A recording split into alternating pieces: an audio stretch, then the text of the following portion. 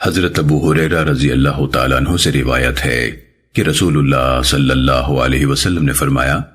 تم میں سے کوئی شخص جب وضو کرتا ہے اور اچھی طرح خوب سنوار کر وضو کرتا ہے پھر مسجد میں آتا ہے، اسے نماز کے علاوہ کوئی اور مقصد گھر سے نہیں نکالتا، ایسا شخص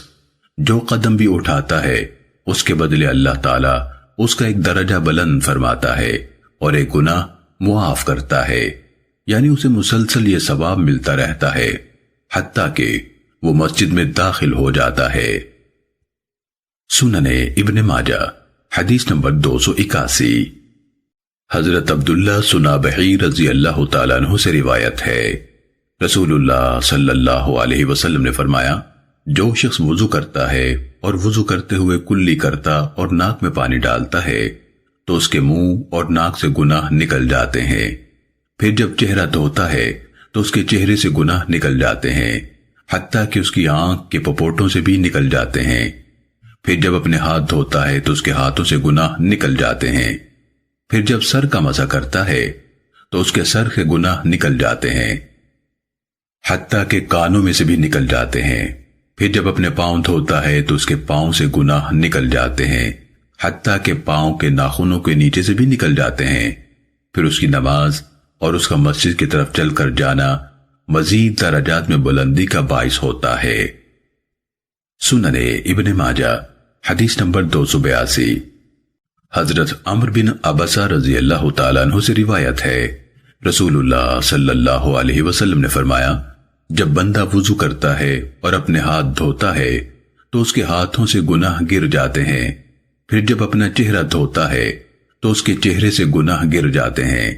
پھر جب اپنے بازو دھوتا ہے اور اپنے سر کا مسح کرتا ہے تو اس کے بازوؤں اور سر سے گناہ گر جاتے ہیں، پھر جب اپنے پاؤں دھوتا ہے تو اس کے پاؤں سے گناہ گر جاتے ہیں۔ سنن ابن ماجہ حدیث نمبر 283۔ حضرت عبداللہ بن مسعود رضی اللہ تعالیٰ عنہ سے روایت ہے کہ رسول اللہ صلی اللہ علیہ وسلم سے کہا، یعنی پوچھا گیا، آپ نے اپنی امت کے جن افراد کو نہیں دیکھا انہیں قیامت کے دن کس طرح پہچانیں گے؟ آپ صلی اللہ علیہ وسلم نے فرمایا، وہ وضو کے نشانات سے 5 کلیان چتکبرے ہوں گے۔ امام ابن ماجہ کے شاگرد ابو حسن قطان نے ابو حاتم کے واسطے سے بھی مذکورہ روایت کی مثل بیان کیا۔ سنن ابن ماجہ حدیث نمبر 284۔ حضرت عثمان رضی اللہ تعالیٰ عنہ کے آزاد کردہ غلام حضرت حمران رحمہ اللہ سے روایت ہے، انہوں نے فرمایا، میں نے حضرت عثمان بن عفان رضی اللہ تعالیٰ عنہ کو مقام مقاعد پر بیٹھے دیکھا، وہاں انہوں نے پانی منگوا کر وضو کیا، پھر فرمایا، میں نے رسول اللہ صلی اللہ علیہ وسلم کو اسی مقام پر بیٹھے دیکھا تھا، آپ نے بھی اسی طرح وضو کیا تھا جس طرح میں نے یہ وضو کیا ہے، پھر فرمایا تھا، جو شخص میرے اس وضو جیسا وضو کرے گا اس کے تمام گزشتہ گناہ بخش دیے جائیں گے۔ اور اس کے بعد رسول اللہ صلی اللہ علیہ وسلم نے